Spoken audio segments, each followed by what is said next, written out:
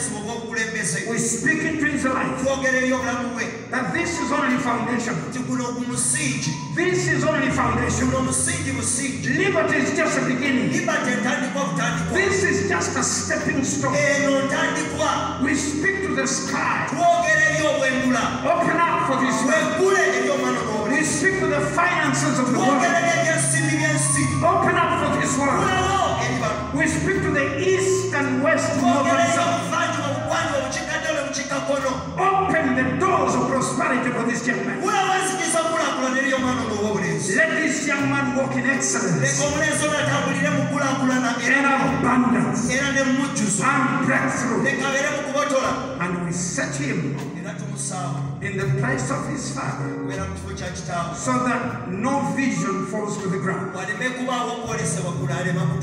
It has been said, we affirm it, he's blessed.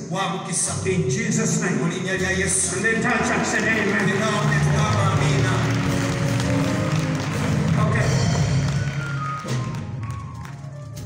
I saw you standing together already. I'm the only one that does need to come in. But you can check hands with your sister. Check hands with your sister.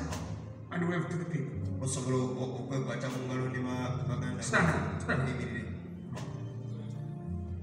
You shake the hands of your sister. And then your other sister. And you wave to your other sister in the US. Come on. Good.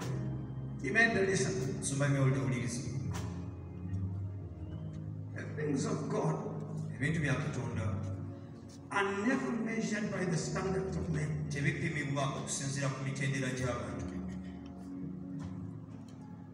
God allowed you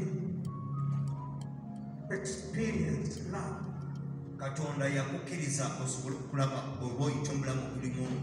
Both from him and from the man you love. We want to pray for you that God will strengthen you.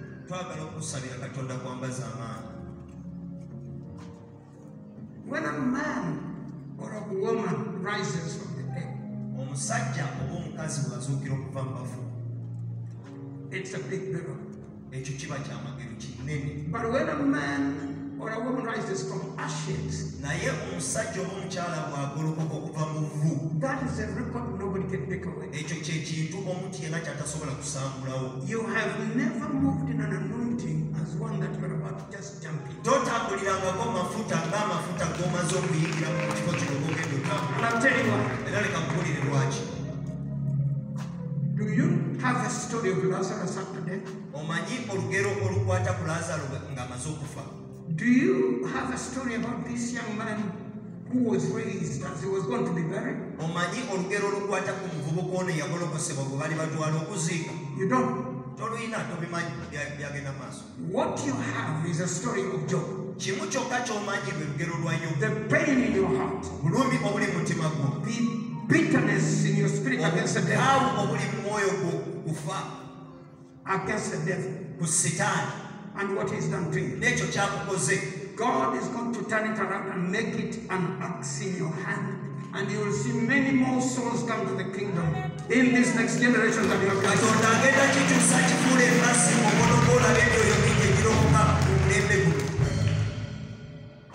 I have been praying for you for the last 3 days.